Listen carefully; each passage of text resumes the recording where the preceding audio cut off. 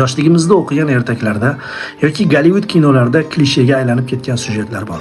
Masalan, turli yo'llar bilan malikani qutqarish uchun bir necha qahramon voqea joyiga yetib keladi va yoki kinoda bank o'marish kerak-ku, hammaning o'z hikoyasi shu qarorga undagan biror jiddiy sababi bo'ladi.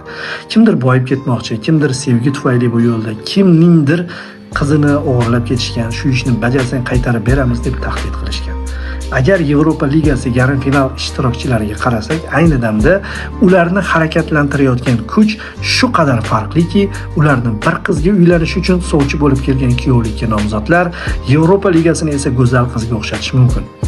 Man United qizni sevmaydi. Uning o'z hisob-kitobi bor.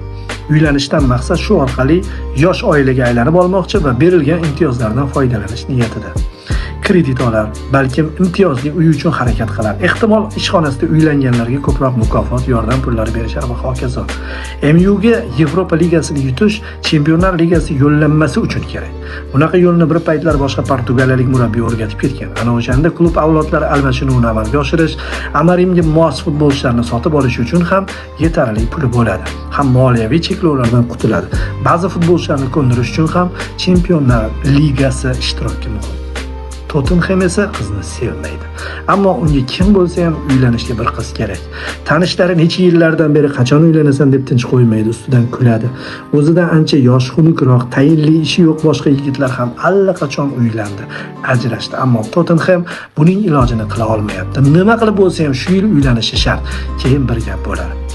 Bu tushunarli. Tottenham 16 yildan buyon biror bir kichkina sovrin bo'lsa ham yuta olmayapti. Pastakoglu odatda o'zining doimiy ikkinchi mavsumlarida kubok olib berishini aytgan bo'lsa-da, ayni damda oxirgi umid aynan Yevropa Ligasida. Atletik Bilbao ham qizni sevmaydi. Uning orzusi to'y. Dang'illama marosim qilish, barcha kazo-kazolarni mehmonga chaqirish va chiroyli kostyum-shumlarni kiyib, savlat to'kib o'tirish. Sababi bu yil Yevropa Ligasi finali 22-may kuni aynan Bilbaoda San Mamés Barya stadionida bo'lib o'tadi. Tabiiyki butun Bilbao mana shu final umidida yonmoqda. Albatta qatnashchilardan biri atletik bo'lishi shart bilan. Bu diyor Glimt. Norvegiya jamoasi kambag'al, mehnatkash yigit, lekin qizni faqatgina u jonidan ortiq sevadi. Bunday qizga uylanish bu diyor Glimt uchun faqat tushlarda ro'yobga chiqadigan orzu. Lekin nega harakat qilib ko'rmasdi?